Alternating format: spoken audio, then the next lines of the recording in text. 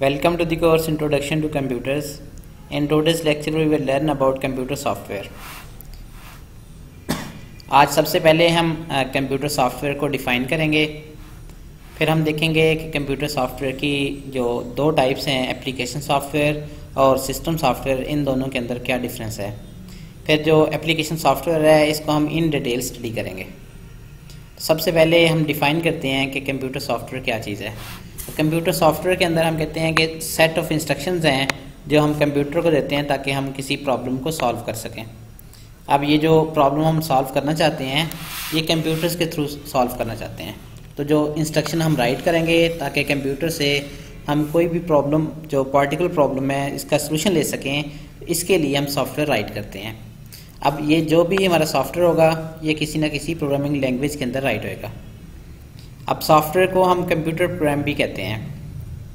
अब कंप्यूटर के अंदर चूँकि हमारे पास सारे काम हार्डवेयर ने करने होते हैं, अब हार्डवेयर को चलाने के लिए सॉफ्टवेयर की रिक्वायरमेंट होती है।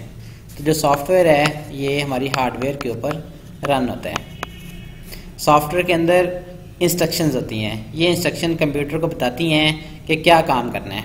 तो कंप्यूटर सॉफ्टवेयर के बगैर कोई भी काम नहीं कर सकता है। सॉफ्टवेयर के अंदर हार्डवेयर को बताया जाता है कि क्या काम करना है और किस तरह से करना है। मीन व्हाट टू डू और हाउ टू डू दोनों चीज़ें बताई जाती हैं। अब कंप्यूटर जो हार्डवेयर है इसके जितने भी ऑपरेशंस हैं इनको इंस्ट्रक्शंस के थ्रू कंट्रोल किया जाता है। अब ये जो इंस्ट्रक्शंस हैं इन्हीं को हम सॉफ्टवेयर कहते हैं। अब डिफरेंट तरह के अगर हमने काम लेने हैं तो डिफरेंट तरह की हमें इंस्ट्रक्शंस राइट करनी पड़ेंगी, इसीलिए बहुत सारे जो सॉफ्टवेयर हमारे पास अवेलेबल हैं। हर जो सॉफ्टवेयर है वो अपना एक डेडिकेटेड फंक्शन परफॉर्म करता है। अब जितने भी सॉफ्टवेयर हैं ये किसी न किसी प्रोग्रामिंग लैंग्वेज के अंदर राइट होंगे, उनको हम प्रोग्रामिंग लैंग्वेज कहते हैं। एक लैंग्वेज के अंदर ये होगा कि उसके बेसिक अल्फ़ाबेटिक्स के हैं और उसके रूल्स होंगे कि हमने जो इंस्ट्रक्शन राइट करनी है ये किस तरह से राइट करनी है। अब सॉफ्टवेयर की जनरली हमारे पास दो टाइप्स हैं। तो जो फर्स्ट हमारे पास टाइप है इसको हम कहते हैं सिस्टम सॉफ्टवेयर है, जो सेकंड टाइप है इसको हम एप्लीकेशन सॉफ्टवेयर कहते हैं। सिस्टम सॉफ्टवेयर का ताल्लुक कंप्यूटर सिस्टम से होगा कि कंप्यूटर के जितने भी हार्डवेयर हैं या जितने रिसोर्सेज हैं इनको मैनेज करने से होगा। ये जो हमारे पास एप्लीकेशन सॉफ्टवेयर हैं ये हमारे किसी प्रॉब्लम को सॉल्व करने के लिए यूज़ होंगे। एग्जाम्पल है कि अगर हम लेटर लिखना चाहते हैं तो कंप्यूटर के अंदर जो माइक्रोसॉफ्ट वर्ड है इसके थ्रू हम सॉफ्टवेयर लिख सकते हैं। इसी तरह अगर हम किसी को ईमेल भेजना चाहें तो ईमेल जो क्लाइंट एप्लीकेशन है इसके थ्रू हम ईमेल कर सकते हैं। चैट करना चाहें तो चैटिंग की डिफरेंट एप्लीकेशन जो हैं वो अवेलेबल हैं। इसी तरह अगर हम गेम्स खेलना चाहें तो गेम्स के भी बहुत सारे सॉफ्टवेयर अवेलेबल हैं। अब एप्लीकेशन सॉफ्टवेयर के अंदर हम ये कहते हैं कि ये ऐसे सॉफ्टवेयर हैं जिनको डिज़ाइन किया जाता है कि हम कोई स्पेसिफिक टास्क परफॉर्म कर सकें। मीन किसी स्पेसिफिक प्रॉब्लम को सॉल्व करने के लिए जो सॉफ्टवेयर या प्रोग्राम यूज़ होता है इसको हम एप्लीकेशन सॉफ्टवेयर कहते हैं। मार्केट के अंदर डिफरेंट तरह के एप्लीकेशन सॉफ्टवेयर जो हैं वो अवेलेबल हैं। अगर यूज़र की जिस तरह की रिक्वायरमेंट है उस हिसाब से एप्लीकेशन सॉफ्टवेयर मार्केट से मिल जाते हैं। अब इनके दो तरीके हैं। एक तो ये है कि हम कहीं से इसको सीडीज़ की फॉर्म के अंदर या डीवीडी फॉर्म के अंदर परचेज़ कर रहे हैं, और दूसरा तरीका ये है कि हम इसको इंटरनेट से डाउनलोड कर सकें। जिस तरह मोबाइल के अंदर हमारे पास प्ले स्टोर है, जो भी एप्लीकेशन की हमें रिक्वायरमेंट होती है हम प्ले स्टोर से उस एप्लीकेशन को डाउनलोड कर लेते हैं। अब ये जो सॉफ्टवेयर हैं ये भी दो तरह के होते हैं।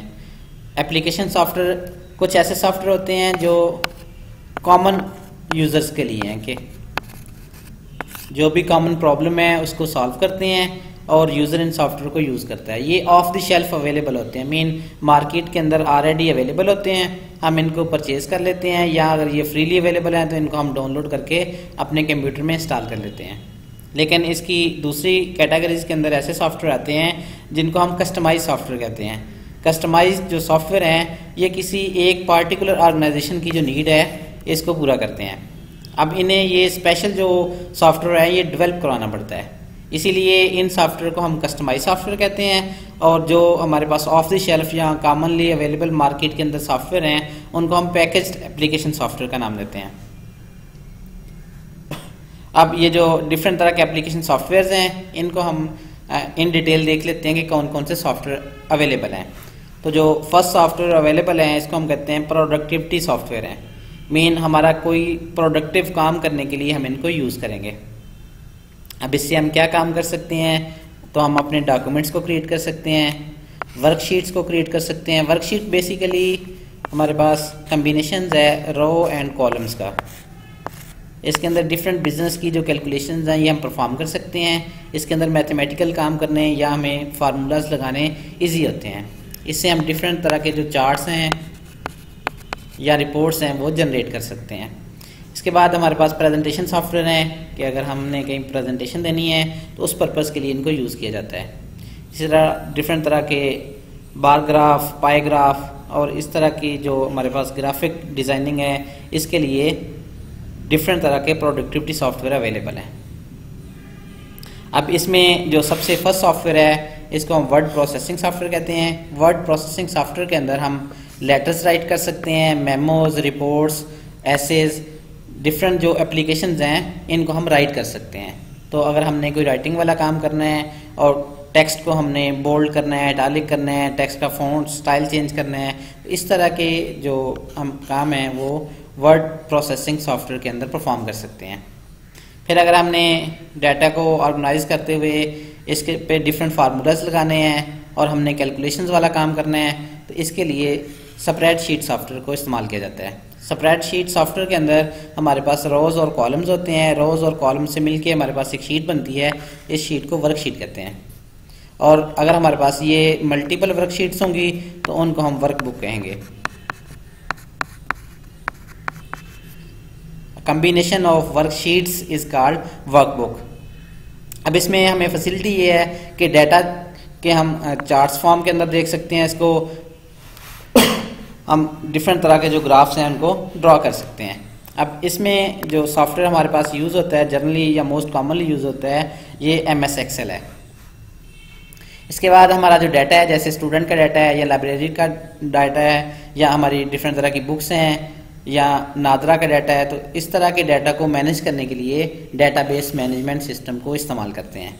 डेटाबेस मैनेजमेंट सिस्टम के अंदर हम जितना भी डाटा है इसको हम रिकॉर्ड कर लेते हैं और रिकॉर्ड करने के बाद डाटा जो है ये एक ऑर्गेनाइज फॉर्म के अंदर आ जाता है। मेन हमने अपने डाटा को एक वेल शेप के अंदर सेव कर लिया है। अब इसकी एग्जांपल ये है कि कॉलेज के अंदर अगर स्टूडेंट इनरोल होते हैं तो हम कंप्यूटर्स के अंदर एक डेटाबेस क्रिएट करें, उस डेटाबेस के अंदर जितने भी स्टूडेंट्स हैं इनके रिकॉर्ड को सेव कर लें। अब हमें इससे आसानी ये होगी कि फ्यूचर के अंदर अगर हमने स्टूडेंट्स का डाटा सेव किया हुआ है, अगर हमें किसी का रिकॉर्ड फाइंड करना है, अपडेट करना है तो हमें बड़ा आसानी हो जाती है। या अगर हमने इसमें एक कैटेगरी के जो स्टूडेंट्स हैं उनको फाइंड करना है तो ये आसानी हो जाएगी। फॉर एग्जांपल अगर हमने ये फाइंड करना है कि BS फिजिक्स के या BS कंप्यूटर साइंस के जो फर्स्ट सेमेस्टर के अंदर कितने स्टूडेंट्स हैं, उनके एवरेज मार्क्स कितने हैं, वो किस एरिया से मोस्ट जनरली बिलोंग करते हैं, तो इस तरह के जो ऑपरेशंस हैं वो हम आसानी से परफॉर्म कर सकते हैं। अब डेटाबेस में जो डाटा है इसको हम जो एक्सेस है और इसकी मॉडिफिकेशन है ये बड़ी आसानी से कर सकते हैं। अब डेटाबेस मैनेजमेंट के जो सॉफ्टवेयर हैं इनके अंदर माइक्रोसॉफ्ट एक्सेस है, ओरेकल है, MySQL है, ये डिफरेंट तरह के जो सॉफ्टवेयर हैं ये डाटा को मैनेज करने के लिए इस्तेमाल होते हैं। तो ऐसा सॉफ्टवेयर जो हमारे डाटा को मैनेज करता है और इसमें हमें डाटा अपडेट करना, मॉडिफाई करना, डिलीट करना, इंसर्ट करना आसानी होती है, तो ऐसे सॉफ्टवेयर को हम डेटाबेस मैनेजमेंट सॉफ्टवेयर का नाम देते हैं। फिर हमारे पास है कि अगर हमने प्रेजेंटेशन देनी है तो प्रेजेंटेशन देने के लिए हमने डिफरेंट स्लाइड्स क्रिएट करनी होती हैं। इन स्लाइड्स को क्रिएट करने के लिए प्रेजेंटेशन सॉफ्टवेयर को यूज़ करते हैं। अब स्लाइड के अंदर क्या होता है, तो स्लाइड के अंदर हमारा कोई ना कोई आइडियाज़ हो सकते हैं, मैसेजेस हो सकते हैं या कोई ऐसी इन्फॉर्मेशन हो सकती है जो हम किसी को डिलीवर करना चाहें। तो इसके अंदर माइक्रोसॉफ्ट पावर पॉइंट को इस्तेमाल जनरली किया जाता है प्रेजेंटेशन देने के लिए। फिर हम कहते हैं कि सॉफ्टवेयर स्वीट क्या चीज़ है, तो सॉफ्टवेयर स्वीट हम कहते हैं कि मल्टीपल अगर सॉफ्टवेयर हैं जैसे माइक्रोसॉफ्ट वर्ड है, पावर पॉइंट है, एक्सेल है, ये डिफरेंट हमारे पास सॉफ्टवेयर्स हैं। इनके अगर हमारे पास एक पूरा पैकेज बन जाएगा जिसके अंदर सारे ये सॉफ्टवेयर इंक्लूडेड होंगे उसको सॉफ्टवेयर स्वीट कहते हैं। सॉफ्टवेयर स्वीट जो है ये सिंगल पैकेज है जिसके अंदर सारे रिलेटेड जो सॉफ्टवेयर हैं इनको इकट्ठा कर लिया जाता है। इसकी एग्जांपल माइक्रोसॉफ्ट हमारे पास ऑफिस है, ऑफिस के अंदर माइक्रोसॉफ्ट वर्ड भी आ जाता है, पावर पॉइंट भी है, एक्सेल भी है, इसी तरह जो MS एक्सेस है ये भी इसके अंदर इंक्लूड होता है। इसके अलावा माइक्रोसॉफ्ट के और भी जो सॉफ्टवेयर हैं इसके अंदर इंक्लूडेड होते हैं। नेक्स्ट हम देखते हैं कि ग्राफिक्स और मल्टीमीडिया सॉफ्टवेयर कौन कौन से हैं। तो ग्राफिक्स के जो सॉफ्टवेयर हैं ये हमारी डिफरेंट इमेजेस को या ग्राफिक्स को एनिमेशंस को क्रिएट करने के लिए यूज़ होते हैं। इससे हम जो ग्राफिक्स हैं इनको क्रिएट कर सकते हैं, इनको हम तब्दील भी कर सकते हैं, और अगर हम इनको प्रिंट आउट करना चाहें तो ये फंक्शन भी परफॉर्म कर सकते हैं। अब इसके अंदर जो सबसे पहला हमारे पास है इसको हम कहते हैं computer aided design. Computer aided design के अंदर जो कंप्यूटर के ऊपर हम 3D ग्राफिक्स को डिज़ाइन कर सकते हैं कि 3D जो ग्राफिक्स एप्लीकेशन है इनको यूज़ करते हुए हम 3D मॉडल्स क्रिएट कर सकते हैं। अब इसका जो जनरल यूज़ है वो इंजीनियरिंग के अंदर है, आर्किटेक्चर के अंदर, जिसके अंदर बिल्डिंग के डिफरेंट मॉडल्स हैं ये हम बनाते हैं, या जो साइंटिस्ट हैं इसको डिफरेंट इंजीनियरिंग की एप्लीकेशंस के लिए यूज़ करते हैं। इससे हम 3D मॉडल्स को क्रिएट कर सकते हैं और इससे हम विजुलाइज कर सकते हैं कि कोई भी चीज़ जो है वो जब बाद में इन रियल लाइफ वो बनेगी तो वो किस तरह की हमें नज़र आएगी। इसके अलावा इंजीनियरिंग के अंदर जो व्हीकल्स हैं, इलेक्ट्रॉनिक डिवाइसेस हैं, रोड्स हैं, ब्रिज हैं, इसी तरह जो डिफरेंट सिक्योरिटी सिस्टम्स हैं, इनकी डिज़ाइनिंग के लिए भी कंप्यूटर एडेड डिज़ाइन को यूज़ किया जाता है। कंप्यूटर एडेड डिज़ाइन के अंदर बेसिकली जो कंप्यूटर है इससे हेल्प ली जाती है ताकि हम डिफरेंट तरह के मॉडल्स को क्रिएट कर सकें। इसके बाद हमारे पास जो है वो डेस्कटॉप पब्लिशिंग सॉफ्टवेयर है। डेस्कटॉप पब्लिशिंग सॉफ्टवेयर के अंदर अगर हमने कोई बुक है या हाई क्वालिटी डॉक्यूमेंट को क्रिएट करना है जिसके अंदर ग्राफिक्स भी हों और टेक्स्ट भी हो तो उसके लिए डेस्कटॉप पब्लिशिंग सॉफ्टवेयर को इस्तेमाल करते हैं। तो डेस्कटॉप जो पब्लिशिंग सॉफ्टवेयर है ये आइडियल है अगर हमने डिज़ाइन और प्रोड्यूस करने हैं हाई क्वालिटी की जो टेक्स्ट बुक्स हैं, ब्रोशर्स हैं, न्यूज़लेटर्स हैं या मार्केटिंग लिटरेचर वगैरह है, तो इन कामों के लिए डेस्कटॉप पब्लिशिंग सॉफ्टवेयर को इस्तेमाल किया जाता है। इसके अंदर हमारे पास जो एडोब है इसके डिफरेंट जो हैं वो डेस्कटॉप पब्लिशिंग सॉफ्टवेयर अवेलेबल हैं। जो कंप्यूटर एडेड डिज़ाइन था इसके अंदर हमारे पास ऑटोकैड है और इस तरह की जो डिफरेंट एप्लीकेशन सॉफ्टवेयर अवेलेबल हैं। इसके बाद हमारे पास ग्राफिक्स और मल्टीमीडिया सॉफ्टवेयर आते हैं। तो ग्राफिक्स और मल्टीमीडिया सॉफ्टवेयर के अंदर हमारे पास माइक्रोसॉफ्ट पेंट है। पेंट के अंदर जो है हम अपने इमेजेस को क्रिएट कर सकते हैं या इनको मॉडिफाई भी कर सकते हैं। इसी तरह हमारे पास जो है वो इमेज एडिटिंग सॉफ्टवेयर है कि इमेज को अगर हम बेटर क्वालिटी के अंदर लेके आना चाहें, जैसे हमारे पास फोटोशॉप है या कोरल ड्रा है, तो ये हमारी जो पिक्चर है इसकी क्वालिटी को इन्हांस कर देते हैं। इसी तरह जो फ़ोटोज़ एडिटिंग सॉफ्टवेयर हैं कि अगर आपकी कोई ओल्ड पिक्चर है उसको आप मॉडिफाई करना चाहें या आपने पिक्चर्स ली हुई हैं उनकी क्वालिटी को आप बेहतर करना चाहें, डिजिटल जो फ़ोटोज़ हैं उनकी क्वालिटी को बेहतर करने के लिए फ़ोटो एडिटिंग सॉफ्टवेयर को इस्तेमाल करते हैं। इसके अलावा हमारे पास जो है वो वीडियो और ऑडियो एडिटिंग सॉफ्टवेयर हैं कि अगर आपने कोई वीडियो क्रिएट की हुई है या वीडियो के साथ साथ आपने ऑडियो भी कैप्चर की हुई है, इसको आप एडिट करना चाहें, इसके लिए भी वीडियो और एडिटिंग सॉफ्टवेयर जो हैं वो अवेलेबल हैं कि अगर हम आपके पास एक बड़ी वीडियोज़ है उसमें से अगर आप एक क्लिप को जो कट करना चाहें या 2 या 3 वीडियोज़ को मर्ज करना चाहें तो इस तरह के कामों के लिए video audio editing software available है। इनके ऊपर हम ये भी कर सकते हैं कि वीडियोज़ के ऊपर हम जो है वो रिटन टेक्स्ट भी राइट कर सकते हैं। इसके बाद हमारे पास है कि जो वेब पेज है जो हमारी इंटरनेट से हमें इंफॉर्मेशन आती है, तो इसके लिए जो है हमारे पास डिफरेंट तरह के सॉफ्टवेयर हैं जिनसे हम वेब पेजेस को क्रिएट कर सकते हैं। इन वेब पेजेस के अंदर इमेजेस को, वीडियोस को, ऑडियो, एनिमेशन और जो स्पेशल इफ़ेक्ट्स हैं इनको मर्ज कर सकते हैं। अब इसमें जो हमारे पास सॉफ्टवेयर अवेलेबल हैं वो वर्डप्रेस है, ड्रीमव्यूअर है और माइक्रोसॉफ्ट फ्रंट पेज है। इसके अलावा भी डिफरेंट सॉफ्टवेयर अवेलेबल हैं जिनके थ्रू हम अपने वेब पेज को राइट कर सकते हैं। इनका में बेनिफिट जनरली ये होता है कि इसके थ्रू अगर हम वेब पेज क्रिएट करते हैं तो हमें बड़ी आसानी हो जाती है। इसके बाद हमारे पास जो सॉफ्टवेयर जो हैं वो जो कम्युनिकेशंस के लिए यूज़ होते हैं। कम्युनिकेशन से ये मुराद है कि अगर हमने किसी को कोई चीज़ सेंड करनी है या अगर हमने किसी से कोई टेक्स्ट मैसेज है या लाइव चैट करनी है, उन कामों के लिए कम्युनिकेशन सॉफ्टवेयर इस्तेमाल होते हैं। तो इससे हमने अगर इंफॉर्मेशन को बेसिकली एक्सचेंज करना है और ये जो एक्सचेंज ऑफ इंफॉर्मेशन है ये इलेक्ट्रॉनिकली है कि मेन इसके अंदर जो है वो फिज़िकली हमारा कोई कनेक्शन नहीं है बल्कि हमारी जितनी भी ये कम्युनिकेशन है ये थ्रू इलेक्ट्रॉनिक डिवाइसेस होती है। अब इसमें हमारा जो ईमेल सॉफ्टवेयर है, ईमेल सॉफ्टवेयर से हम अपनी बुक्स या फाइल्स को सेंड कर सकते हैं। इसके अलावा मैसेजेस भी भेज सकते हैं। इसके अंदर हमारा माइक्रोसॉफ्ट आउटलुक है और भी डिफरेंट तरह के जो हमें ईमेल सॉफ्टवेयर अवेलेबल हैं। जनरली MCQs के अंदर आ जाता है कि ईमेल स्टैंड फॉर और ईमेल से हमारा इलेक्ट्रॉनिक मेल बनता है। इसके अलावा इंटरनेट के ऊपर अगर हमने ब्राउजिंग करनी है तो ब्राउजिंग के लिए हम डिफरेंट तरह के सॉफ्टवेयर जैसे गूगल क्रोम है, फायरफॉक्स है, ऑलमोस्ट आजकल सारे स्टूडेंट जो हैं वो इसको यूज़ करते हैं। तो इसके थ्रू ये ऐसा सॉफ्टवेयर है जिसके थ्रू हम वेब को ब्राउज कर सकते हैं। इसके बाद हमारे पास जो चैट के सॉफ्टवेयर हैं जैसे हमारा व्हाट्सएप है या फेसबुक की जो चैटिंग एप्लीकेशन है, ICQ है, जिसके अंदर रियल टाइम के अंदर जो है हम जो ही टाइप करते हैं तो दूसरे एंड के ऊपर पता चल जाता है कि जो यूज़र है वो कुछ ना कुछ टाइप कर रहा है।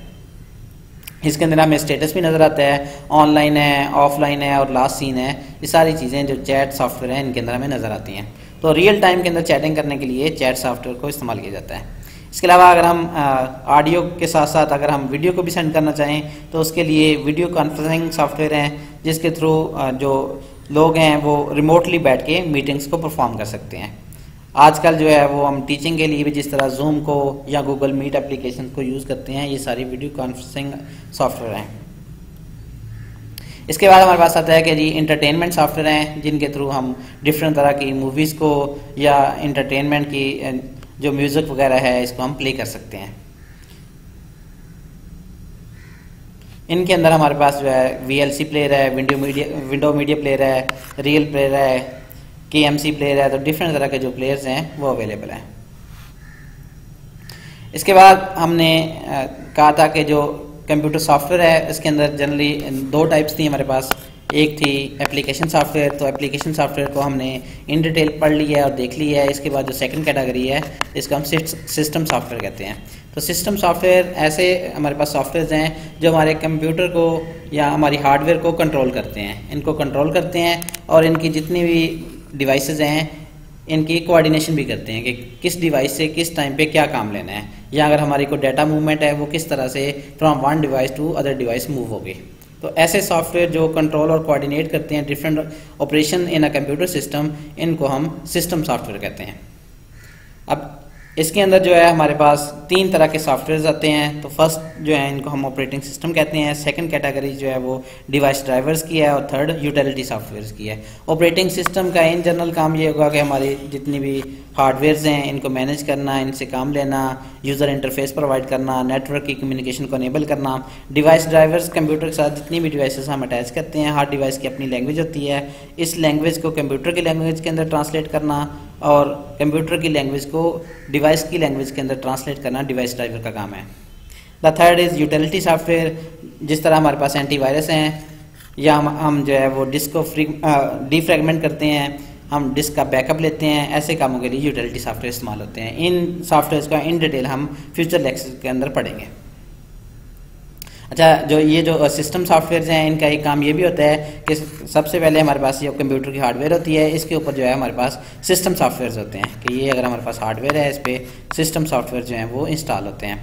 इसके बाद इन सिस्टम सॉफ्टवेयर के ऊपर हमारे एप्लीकेशन सॉफ्टवेयर रन होते हैं। तो जितने भी हमारे एप्लीकेशन सॉफ्टवेयर रन होते हैं वो सिस्टम सॉफ्टवेयर की मदद से रन होते हैं कि जो कंप्यूटर हार्डवेयर है इसके ऊपर सिस्टम सॉफ्टवेयर रन होते हैं, देन इसके ऊपर हम एप्लीकेशन सॉफ्टवेयर को रन कर सकते हैं।